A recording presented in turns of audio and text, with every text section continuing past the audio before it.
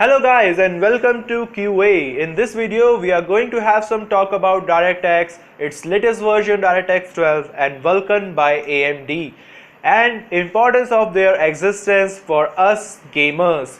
So let's get started with DirectX. So anyone who have used Windows 95 back in the day would know the pain of installing games. So what I said just now, if you didn't understand that, let me explain. Back in the days when Windows 95 was there, games don't have sources to directly access system hardwares like keyboard, mouse, sound card, etc. So gamers need to go to DOS mode, change some config files there, have a physical disk drive of games so that they can run it, and these all things get them really frustrated. So at that time Microsoft soon realized that gamers should have a shortcut to do all those things very easily. So they released DirectX way back in 1996. So that's a small history lesson, but let's come back to present and move to our next topic, DirectX 12.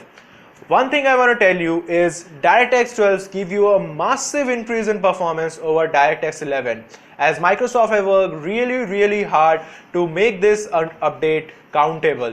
So I divide the profits of having DirectX 12 according to subsections like PC, Xbox One, mobile and tablets, etc. So let's get started with Xbox One. So if you are a big offline player and you haven't updated your firmware in a year or so, you should update your Xbox One firmware and get DirectX 12 installed, as you will feel the difference very easily. So what are the differences you are going to notice? First, in the time that your games boot up, it will go down. It will add better support for a 4K play with better frame rates than before. And I don't know how this has been possible, but it also let somehow cool down your Xbox One heating issue if you have any, as it significantly reduces GPU overhead.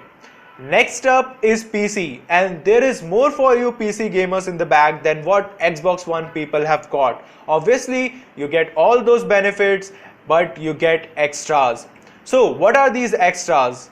If you are one of those people who use SLI or Crossfire technology, you will have double the frame rates from before, because DirectX 12 now supports split frame rendering, which eases the task of rendering on GPU by equally dividing the frames between two or more GPUs, which is not available in DirectX 11. Obviously, your game should come with DirectX 12 support for this type of performance, but if it hasn't, some game developers are generating patches to support DirectX 12. But if your favorite game doesn't have this support, please ask the developers to give you a small patch so that your games can have this DirectX 12 supportable. Not only this, if you are somehow using AMD GPUs, your performance will now get doubled, because AMD drivers are not very good in interacting with DirectX 11, but they are now supporting easily DirectX 12. So get your drivers updated. Last but not the least, VulKan, an API developed by AMD people, which is the next generation initiative for OpenGL. Oh, I shouldn't say that. AMD people are going to kill me for that. So I take those words back, but that's what it is. It is the next thing, next version of OpenGL. So it does all the things that DirectX does, but right now supports high-end GPUs and mobile GPUs. Also previously, OpenGL 3 model doesn't support multi-threads, which VulKan API recognizes easily and distributes the tasks among multiple threads of your CPU easily, making 100% use of it. VulKan API was released in 16th Feb 2016 and it is in first generation of builds. So there's a lot more to come from this product of AMD.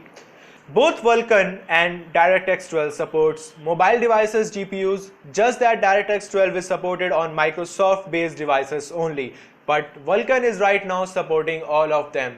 So guys, this is the small talk about DirectX and its latest version, VulKan. So tell me what you guys think about these things in the comment section below. Make sure you hit that like button as it keeps me motivated, and hit that subscribe button to know more about things in future.